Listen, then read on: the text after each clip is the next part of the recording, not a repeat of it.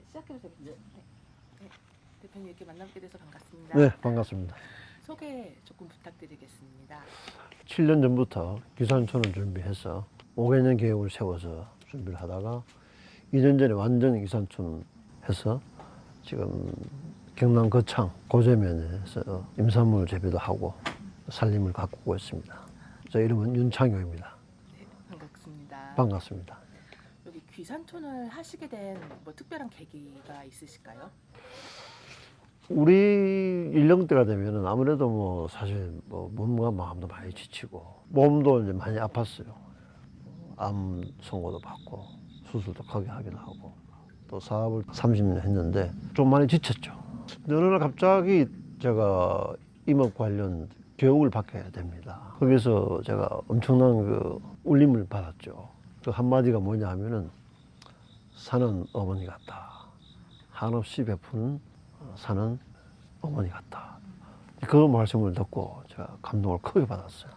해서 이제 임업진흥원 임산물 관련 창업 교육도 받기도 하고 7년 전에 기산촌을 하기로 마음을 먹고 5년 동안 준비를 했습니다. 이 장기적으로 계획을 세우면서 혹시 어려운 점이 혹시 포기하고 싶으셨던 그런 상황들이 좀 있으셨는지? 어려운 점이라고 하면은 이제 지역 사회에 묻어들 때 그게 이제 그 어려운 점이라고 볼 수 있는데 제가 여기 고향으로 왔거든요. 아, 이쪽 거창이. 예, 제 고향이에요. 여기가 제가 태어난 자리예요. 여기서 얼마 정도 사시고 가셨는데 좀. 저는 이제 태어나자마자 바로 떠났죠. 거의 60년 만에 돌아왔죠. 제가 드리는 말씀은 저는 이방인이야. 여기 분들하고 같이 이제 얘기라고 할 때 아무래도 이제 이방인이에요. 제가 이런 얘기를 합니다. 고향으로 가지 마라. 고향에 와도 이방인이에요. 꼭 고향을 오고 싶으면 한 100m 정도 떨어진 곳에. 만약에 고향이 여기가 아니셨다면은 혹시 뭐 따로 가고 싶었던 순위 지역이 좀 있으실까요? 강원도였죠. 그쪽에 또 우리 저 집성촌이 그쪽에 있어요. 약간의 또 땅을 좀 구입해 놓은 게 있는데 아버님이 갑자기 돌아가시면서 돌봐야 될 여러 가지 집도 있고 또 임야도 있다 보니까 이제 하는 수 없이 고향으로 돌아오시고. 오게 된 경우죠. 또 시골도 이제는 토박이들만 사는 곳이 아닙니다. 더 이상 귀촌하신 분들이 이장하신 분 굉장히 많아요. 네. 그 지역은 굉장히 잘 됩니다. 지역에 그런 어떤 그 문화들이 있어요. 타지 분들을 받아들이고 또는 타지인들이 와서 산촌을 이루는 데가 지금 굉장히 많아졌어요. 타지에서 오신 분이다. 귀산촌 하신 분이다. 과반수가 넘는 데가 꽤 많아요. 또 그렇게 되다 보면은 그 지역의 문화가 서로 같이 융합해서 사는 그런 문화가 자연스럽게 형성이 되더라고요.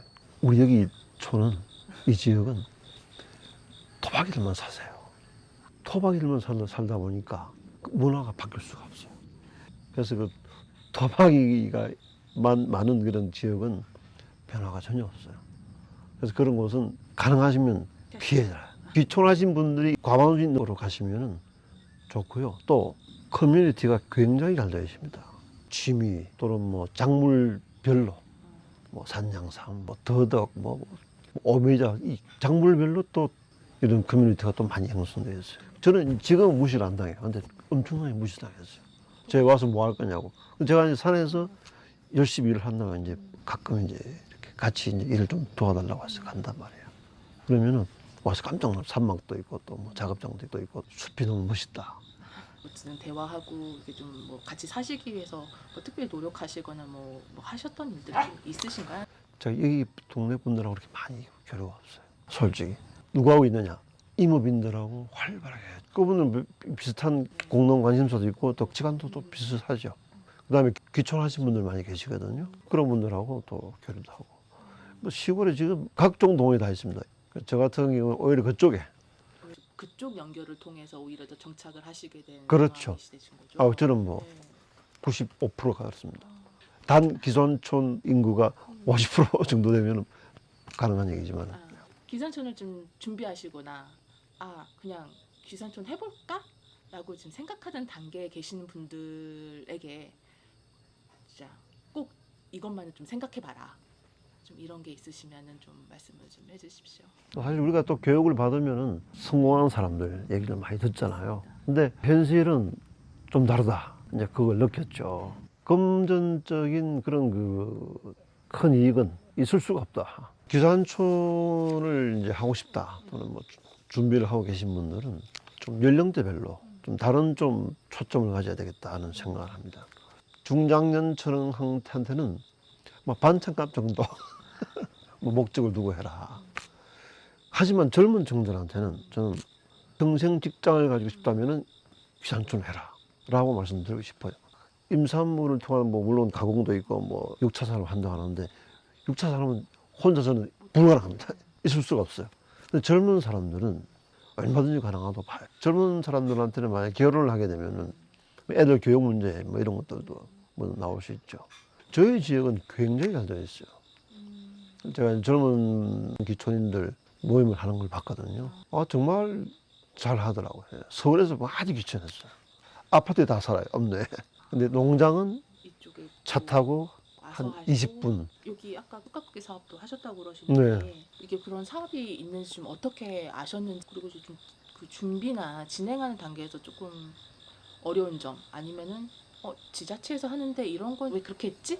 라고 혹시 생각하셨던 부분들이 있으면은 그 말씀 좀 부탁드리겠습니다. 제가 사실 숯가구기를 이제 교육을 받으면서 이제 숯가구기가 있다는 것을 알고 있었죠. 근데 뭐 사실 어떻게 신청하는지 뭐 이런 것들은 사실 교육을 못 받잖아요. 그런 제도가 있다는 걸 알고 있었죠. 군청에 가서 이제 길을 내는데 허가를 좀 받겠다 이런 생각을 가지고 갔더니 숯가구기 사업을 신청하래요. 아, 나 들어봤다. 어떻게 합니까? 사진을 보여주더라고요. 오, 멋지게 해놓은 거야. 야, 이거 좋다. 아, 너무 잘해줬어요. 이제 특히 계약을 해야 되는 여러 가지 계약이 복잡하거든요. 뭐 보험 문제도 있고 목재 판매 문제도 있고 본인이 할 수도 있어요. 모르잖아요. 군에서 일괄적으로 해주더라고요. 그래서 저는 편하게 했는데 왜 이렇게 친절하게 안내를 받았을까 생각하니까 누굴 하나 앞세웠죠. 아, 제가 말씀해 앞세웠죠. 주셔도 되시는 분인가? 제가 이제 이 지역에 이분 후계자이신데 이쪽에서는 좀 유명하신 분이야. 아, 제가 우연히 또 알게 됐죠. 교육을 통해서 알게 되었고. 이분하고 같이 갔었거든. 이게 지역사회라 인맥이 중요하더라. 그래서 누군가를 좀 엮었어. 뭐. 혼자서 군청에 가지 그래서 제가 어려운 일들을 굉장히 도움을 많이 받았어요. 그래서 어떤 사업을 이제 뭐 숯가구기든 뭐 각종 지원 사업도 있고 보조 사업도 있잖아요. 그쪽을 할 때도 내가 어떤 부분으로 도움을 줄 수 있는지를 먼저 생각하는 게 얘기가 된다고 저는 봅니다. 예. 그래서 지역별로 굉장히 편차가 많다고 그래요. 사실은 산림청에서 할 일이죠. 산림과별로. 저희 지역은 굉장히 잘 됩니다. 여러 가지 사업이 있잖아요. 이제 그런 것을 할 때도 가이드라인을 굉장히 잘해줘요. 단 불만은 뭐냐? 하면은 다 이렇게 성공을 해. 정말 15명 신청한다? 15명 다 합격이야. 불합격이 없는 거예요. 그게 또 지역 사회의 문제야. 나는 떨어져도 좋다. 왜냐면 잘하는 사람한테 지원을 해주거나 보조를 해주라. 더 크게. 5명을 떨어뜨릴 얘기야. 근데 15명 다 합격이야. 사업 금액이 줄어드니까. 그게 문제죠. 그러니까 아쉽다면 이제 좀 산림 전문직을 좀 더 키워야 되겠다. 그래서 그 산림 전문직이 없다는 것이 이제 굉장히 아쉽죠. 저희 지역은 나름대로 좀 있습니다. 예. 지금 그러면 재배하시는 게 제가 산마늘로 들어서 네. 알고 있는데 좀 뭐 산마늘을 뭐 선택하게 된 그 계기하고 지금 규산촌 해서 내려오시면서 이제 산마늘 재배를 하시겠다고 이제 마음 먹으신 분들이 있으실 텐데 네. 그런 분들한테 좀 얘기해 주시고 싶은 점도 있으시면은 네. 그래서 그 여러 가지 임산물이 있는데 저는 이제 산마늘을 택했죠. 우리 지역은 사실은 산장삼이 굉장히 많습니다. 저는 산장삼이 저한테 안 맞더라고요. 제가 할 수 있는 게 아니야. 그래서 저한테 맞는 게 뭐냐를 찾았죠. 산마늘이 가장 편하다. 임산물 재배 교육을 하시는 그 박사님한테 이제 제가 항상 질문을 그랬죠. 가장 깨어르고 전혀 기초가 없는 사람이 할 수 있는 작물이 뭐냐? 산마늘 얘기하시더라고요. 그래서 이제 하게 됐는데 저한테는 일단 맞다고 봅니다. 근데 큰 이런 그 금전적 이익은 그렇게 많지가 않아요. 그렇지만은 저한테는 너무나 큰 반려가 되는 그런 작물로 지금 키우고 있습니다. 어떤 분들은 이제 씨앗을 사서 씨에 발화시켜서 이제 하시겠다 하시는 저는 그걸 반대를 해요. 씨앗을 발화시켜서 해봤거든요.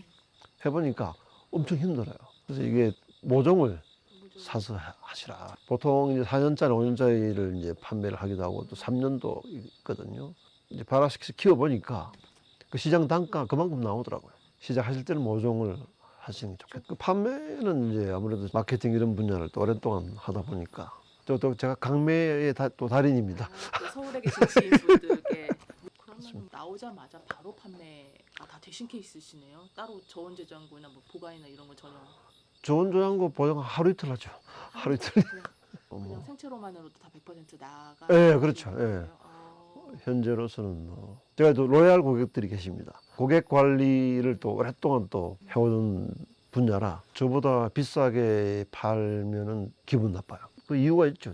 내가 무엇을 해드릴 수 있는지. 임산물을 판매를 하시더라도 내 마음과 정성을 판매할 수도 있고, 이 특이한 맛을 판매할 수도 있고, 또는 그 특이한 그 지역적 특색을 판매할 수도 있거든요.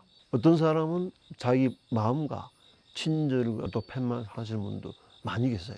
실제로 많이 계십니다. 똑같은 산양삼이지만 어떤 사람은 비싸게 팔아요. 이 사람들은 더 비싸게 팔아요. 갈수록. 또 어떤 사람들은 그렇지 않거든요. 그냥 산양삼 물량으로 파는 거죠. 그래서 내가 무엇을 할 수 있는지를 찾는 게 중요하다고 생각합니다. 무엇이든지 경쟁은 심해요. 그래서 이야기가 이어지는데, 귀산촌을 하기 전에 내가 누구냐, 내가 귀산촌을 가는 이유가 뭔지를 알아야 돼요. 왜 가는지를. 저도 이제 귀산촌을 왔는데 하고 나서 7년 차 되니까 도시에서 하던 짓을 여기서 그대로 하고 있어요. 매체만 바뀐 거예요.